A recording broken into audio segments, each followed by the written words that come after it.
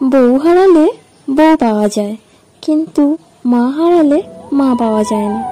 এটা একটি প্রচলিত কথা।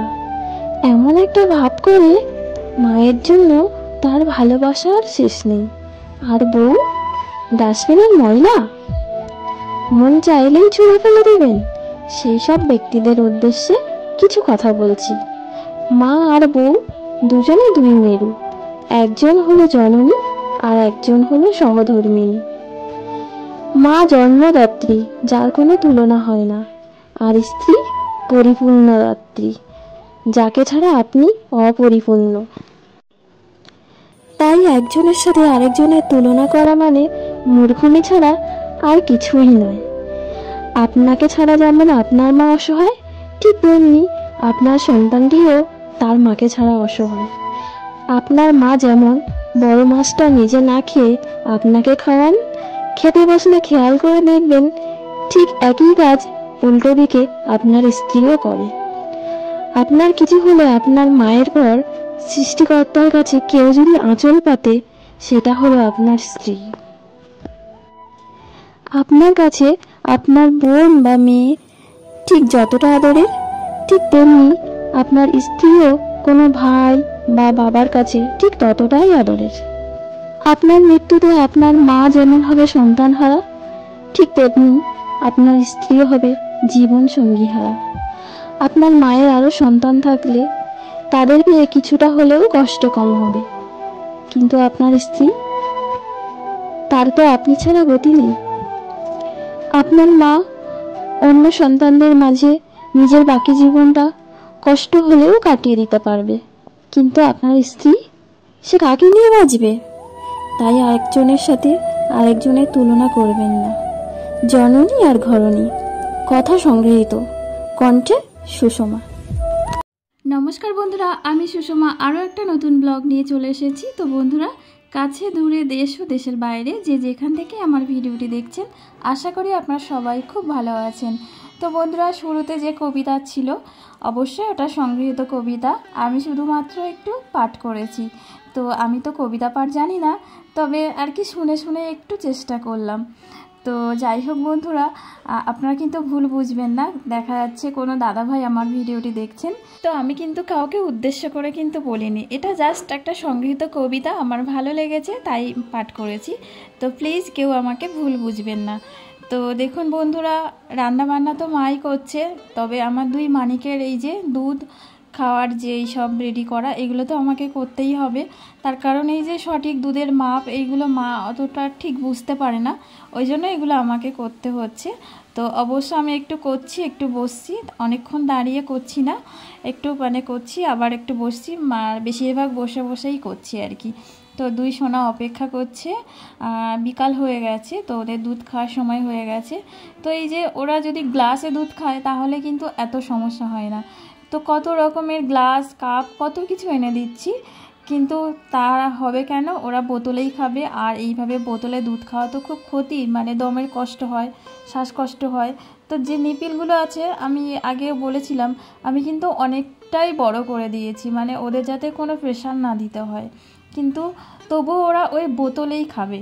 তো বোতলটা কিছুতেই ছাড়াতে পারছি না। তো ওরা যে দুধ খায় এমনি নর্মাল আগে দুধের সাথে খাবে ওরা আর কি। তো সেই জন্য এই যে আমুল দুধ নিয়ে নিচ্ছি, আমুল দুধে আর কি আমুল দুধটা আগে রেডি করে নিয়ে তারপরে ওই দুধটা আমি আর কি মিক্সড করে দেব। তো যাই হোক, এই বোতলের নেশা যে কবে ছাড়াতে পারবো ওদের থেকে কিছুই বুঝতে পারছি না। অনেক রকম চেষ্টা করেছি, অনেক রকম স্টাইলের গ্লাস কাপ সব কিছুই দিচ্ছি, কিন্তু কিছুতেই ছাড়াতে পারছি না। এইভাবে বোতলেই খাবে। আর এই প্রতিদিন হচ্ছে এইভাবে বোতল পরিষ্কার করা, নিপিল ফোটানো, এটা অনেকটাই ঝামেলা, কিন্তু কি আর করা যাবে, দুই সোনাদের জন্য এটা কিন্তু করতে হচ্ছে। বন্ধুরা, এটা যেহেতু শনিবারের ব্লগ ছিল, আর শনিবার আমাদের বিশেষ কিছু রান্নাবান্না হয় না, নিরামিষ ব্যাপার থাকে সব কিছু। আর আগে দেখিয়েছি কবিতার মধ্যে ছিল বেগুন পোড়া, তো একটু বেগুন পোড়া করেছিলাম। তো শনিবার মঙ্গলবার শুনেছি যে পোড়া জিনিস খেলে নাকি খুব ভালো, তো সেই জন্য আর কি বেগুন পোড়া হয়েছিল। আর এই যে দেখুন, এখনও কিন্তু ওদের দুধ আমি রেডি করেই যাচ্ছি, অনেকটাই কিন্তু সময় লাগে। তারপরে সঠিকভাবে টেম্পারেচার সঠিক কতটা গরম কতটা ঠান্ডা সেটা অনেকবার চেক করে তারপরে ওদের দিতে হয়। তো এখন তো আর সেরকম না, তবে ওরা হওয়ার পরে মানে আমার কিন্তু যে অভিজ্ঞতা, মানে প্রথম 6 মাসের যে অভিজ্ঞতা, সেটা কিন্তু মানে কি বলবো, দুজনকে নিয়ে আমি কি করতাম অবশ্যই আপনাদের কাছে পরের কোনো ব্লগে একদিন শেয়ার করব, যে কিভাবে একটা দিন পার করেছি। তো সেই সময় যেহেতু কোভিড ছিল, কোভিডের জন্য সব ছুটি ছিল, সব স্কুল সব বন্ধ ছিল, তো সেই জন্য মাকে পেয়েছিলাম। মা ছিল প্রায় মানে 6 মাস, কিন্তু মা এখানে ছিল, মা ছিল আর এই শাশুড়ি মা, 2 মা মিলে আর আমরা সবাই। তবুও যেন মনে হতো যে আরও 2-4 জন লোক হলে খুব ভালো হয়, এরকম পরিস্থিতি হতো। তো অবশ্যই কিন্তু সেই দিনগুলোর কথা আপনাদের কাছে শেয়ার করব। না লিখে করব না, আমার এই কাজের মধ্যেই আর কি গল্প করে আপনাদের কাছে শেয়ার করব। তো 2 সোনা কিন্তু এসে এখন দাঁড়িয়ে আছে আর বারবার বলছে মাম্মাম তোমার হলো, কিন্তু ওদের কথা শোনাতে পারছি না, ওদের কথা শোনালে পুরো কমেন্ট বন্ধ হয়ে যাবে। তো ওদের স্পেশাল ওদের শর্ট ভিডিওগুলো দিই, তো আপনাদের যদি সম্ভব হয় তাহলে ওদের শর্ট ভিডিওগুলো দেখবেন। তো যাই হোক বন্ধুরা, দেখুন ওদের দুধ কিন্তু রেডি হয়ে গেছে। আর সকাল থেকে না বাইরে প্রচণ্ড বৃষ্টি হচ্ছে, বেশ ঝমঝম করে বৃষ্টি হচ্ছে, আর আমার তো খুব ভালো লাগে এরকম বৃষ্টি। তবে বাড়ির দিকে থাকলে, মানে বাপের বাড়ির কথা বলছি, ওখানে থাকলে বেশি ভালো লাগে এরকম সময়। এখন তো অল্প মানে ধান তো হয়েছে, তো ধান বার হয়নি, কিন্তু ধান গাছ হয়েছে এই সময়। তো মা কি করে, বড়শিতে আর কি চিংড়ি মাছ দিয়ে দেয়, চিংড়ি মাছ দিয়ে আমাদের যে মাঠ আছে ওখানে আর কি ছিপ ফেলে। আর কত বড় বড় কই মাছ, মাগুর মাছ, শোল মাছ, ট্যাংরা মাছ, এই ধরনের মানে বিল পুকুরের যে সমস্ত মাছ, সেইগুলো কিন্তু ধরে, আর বেশ মজা লাগে কিন্তু ওগুলো খেতে।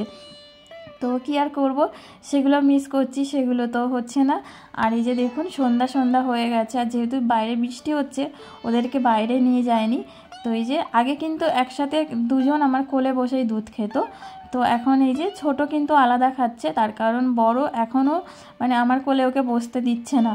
তো এরকম দুষ্টুমি করছে, ও বেচারা আর কি করবে, একা খাচ্ছে। তো আগে কি হতো, কোলে বসিয়ে 2 হাত দিয়ে 2 জনকে খাওয়াতাম। তো এখন ও খেতে শিখে গেছে, কিন্তু আমার তোজও ঠিক করে ওইভাবে খেতে পারে না, কিন্তু তান পারে। তো কখনো আবার 2 জন একসাথে খায়। আর এই যে দেখুন রাতে মুগ ডাল আর আলু ভাতে হবে, আলু মাখা আর কি। তো মা এই যে ডাল বসিয়ে দিয়েছে, আর এই ওদের দুধ খাওয়ানোর পরে বোতল ধুয়ে নিয়েছি, নিয়ে দেখুন বাইরে কিন্তু ঝিরঝির করে বৃষ্টি পড়ছে। এখন অবশ্য একটু মানে থেমেছে। আর জামা কাপড় তো কিছুই শুকায়নি, মাসিকে বলেছিলাম যে আমাদের সিঁড়ির ওখানটা দাও, তো তুলতে ভুলে গেছি। তো যেহেতু বৃষ্টি হচ্ছিলো, সবসময়ের জন্য মেন দরজাটা দেওয়া ছিল, তো ওই জন্য দরজা খুলে ওগুলো আবার ভিতরে তুলে নিয়েছি।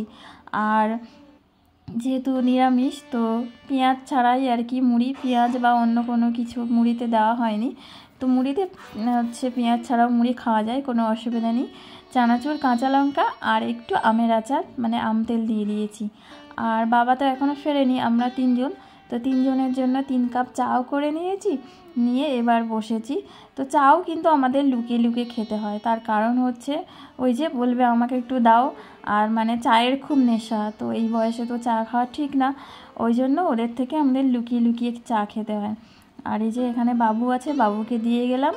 তো তারপরে দেখুন এখন প্রায় রাত 9:30 বেজে গেছে, প্রায় 10:45 বেজে গেছে, বাবা এসছে।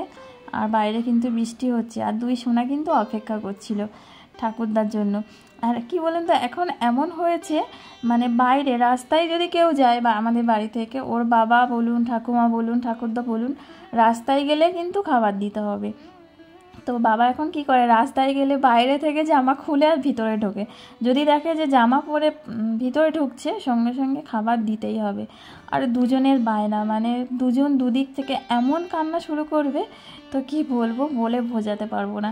তো এই যে দেখুন ঠাকুরদার সাথে কত গল্প হচ্ছে, মানে সারাদিন দেখে না তো, কত কথা জমে আছে, এ ওই বলেছে, মাম্মাম এই বলেছে, পাপা এই বলেছে, কত কথা। তো ঠাকুরদার এই যে দেখুন হাত মানে ডেকে আর কি বলছে ঘরে চলো। তো এই যে মানে এখনও কিন্তু জেগে আছে, তো 10টা বাজে। তো আজকের যে ভিডিওটা শনিবার, তো শনিবার ওরা কখন ঘুমিয়েছে জানেন তো, রাত 12টার দিকে ঘুমিয়েছে, অনেকটা দেরি করেছে। আর এই যে দেখুন মা কিন্তু ওদেরকে খাওয়াচ্ছিল এই সময়। তো এখন হচ্ছে মাই ওদেরকে এখন খাওয়াচ্ছে কদিন ধরে, আর কদিন কি বেশিরভাগ মাই ওদেরকে খাওয়ায়, তো আমি মাঝে মধ্যে খাওয়াই। তো এখন এই যে মা ওদেরকে খাইয়ে দিচ্ছে। আর আমাদের বাড়িতে তো ওই যে সব সময় ওদের কাছে দুজন লাগে, ওই জন্য বাবা আর আমি আগে খেতে বসে, আমি অপেক্ষা করি বাবা আসে, আমি আগে বাবা আর আমি খাই, তারপরে মা আর বাবু খায়। তো যাই হোক বন্ধুরা, এতক্ষণ আমার সাথে থাকার জন্য আপনাদেরকে অনেক অনেক ধন্যবাদ। সবাই খুব ভালো থাকবেন, সুস্থ থাকবেন। আর আজকের ভিডিওটা কেমন লাগলো অবশ্যই একটা কমেন্ট করে দেবেন। আর যদি ভিডিওটা ভালো লাগে তাহলে অবশ্যই একটা লাইক করবেন। আর আমার চ্যানেলে যদি নতুন হয়ে থাকেন তাহলে অবশ্যই আমার চ্যানেলটি সাবস্ক্রাইব করে আমার পাশে থাকবেন। আর অবশ্যই অল নোটিফিকেশান অন করে রাখবেন, যাতে আমার ভিডিও আপলোড করার সাথে সাথে আমার ভিডিওর প্রথম নোটিফিকেশানটা আপনার কাছে চলে যায়। তো বন্ধুরা, আজ তাহলে আসি। সবাই খুব ভালো থাকুন, সুস্থ থাকুন। দেখা হচ্ছে পরের কোনো ব্লগে।